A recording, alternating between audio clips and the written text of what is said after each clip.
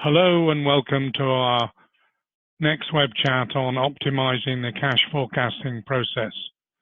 We are joined by Nicolas Christiaen, Managing Partner of Cashforce, one of the leading working capital management service suppliers.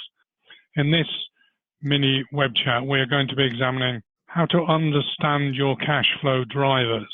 Nicolas, this is part of your 6-step approach to cash flow forecasting. Can you just briefly introduce us to this? Effectively, what we've done, we consolidated an approach coming from the experience we had shared and we have with them, with all of our clients, and we come up to 6 process steps that would lead us to more effective cash flow forecasting. First step is trying to understand working capital drivers, because typically working capital transactions, they typically are a lot of the transactions that define where your cash is being spent on. Now, understanding then the broader scope of all the cash flow drivers is the second step. In the third step, we're going to define a different time horizon, so your cash flow forecasting horizons, be it short-term, mid-term, and long-term. And per type of horizon, in step 4, you're going to define the source that you're going to use as a projection basis. Now, in step 5, we're going to consolidate, integrate that data.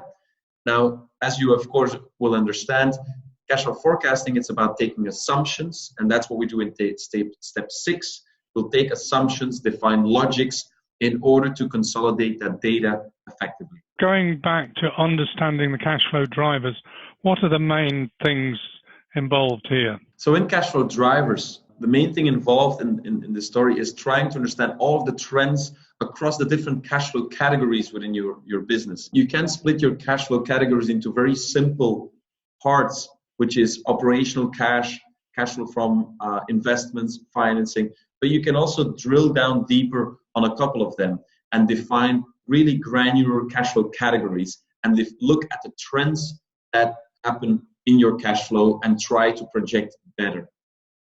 Is there any particular type of information that helps you understand the cash flow drivers better? There are 2 types of information that can be used to clearly allocate the different cash flows.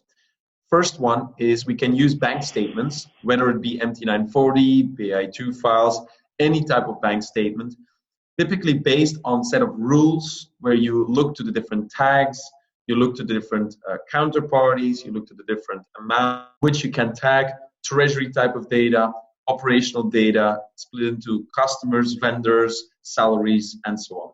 That's the first approach. The second approach, that's a relatively new approach that we try to envisage and literally recommend to any client, is what we call the general ledger-based allocation. So we're going to effectively look at how statements are being booked inside the ERP system, so how they're booked against the general ledger of the ERP or accounting system, and this leaves us with a more granular way to split all of those payments and, of course, incoming and outgoing payments. And to give you the clear difference between the 2 approaches is that the approach on the right-hand side, the general ledger-based approach, is much more granular. When all of that the bank statements are booked in the general ledger, it literally will lead you to understand why a payment was for. Was it for CapEx? Was it for OpEx, operational expenditures? Was it for that particular invoice from that particular client or particular vendor? That information will be known from the general ledger. And on the other hand, the MT940 will only give you limited information. And a simple example is the following: have a payment of about 3 million euros or dollars or pounds. That payment will only appear as a single line on your MT940. You will not have any details. But that payment batch can be a sum of dividend payments, salaries, and a whole series of intercompany as well as external vendors.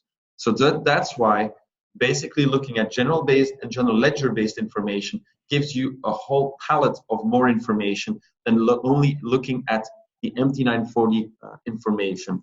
And to be honest, the typical way it's being done still today in 80% of the cases is MT940 based by a lot of the classic TMS systems, but we're seeing a movement within the market to move toward general ledger-based allocation. of those cash flows. Now would be a good time to have a short demo. In this short demo, you'll basically see a couple of things. First of all, the green line represents the consolidated cash position over time until today. So this means that you can see the ups and downs in your cash position over time, both graphically as well as represented in the figures.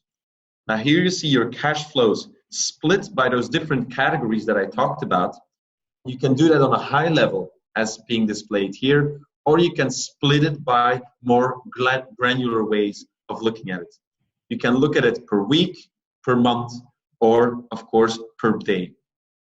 But what's even more important is that you might want to split your cash according to the company, the cash pool, any other level literally that is segmenting your cash flows into different parts. Now what I do here is I basically introduce a second dimension which I can put, for example, on company, which leaves me now with the option to look at the different cash flows per type of company. So as you see here, for Austria, the different cash flows, for Germany, the different cash flows, and they all start from a balance, an opening balance, through the different cash flows, ending with a closing balance. And once you want to understand what's exactly behind a certain movement in the cash, we drill down, and we can actually drill down both in the graph as well as in the table. And we understand now that a lot of the driving force here is a lot of the payments that Germany made essentially to vendors. So when you click on the 3.6 million, we can now see the underlying sub cash flow categories. We see most of the 3.6 million is actually paid to external vendors, but now we can even further drill down into the transactions that drive that 3.6 million. And if you look at them, you see all of the underlying transactions, which I can sort from high to low, including the counterparties, the type of payment, the amount, as well as the bank and the bank account. So from this moment onwards, basically, there is no, I would say, secret anymore to the cash flows that go through our company. How do you relate the MT940 data to this general ledger detail? How do you see that? Because that's quite an issue in quite a few companies. Absolutely. So I'm happy that you asked that question. So we get a lot of reaction that the cash flow categories that we define here are quite detailed, and that, for example, that 3 million payment is split into all of these different parts. So we get a lot of the question a lot, how do you do that actually? And we make smart usage of when a statement is being booked in the system, there is the trace back to the statement, but at the same time, when an amount is booked, you can trace it all across the general ledger, all across to the chart of account where it really ended up, where the invoice was literally meant for.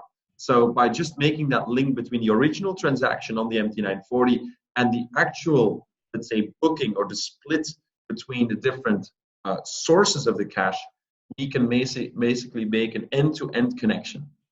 So I can see clearly the need for understanding cash flow drivers. Is this more important than understanding the working capital drivers? So basically they go hand in hand. If you look at working capital, you're not looking at treasury transactions, at salaries, you're not looking at payroll taxes, let's say the capex. So there's a lot of things that you neglect literally if you look to working capital. So I would say they're complementary and they're not, let's say they can't go without the other.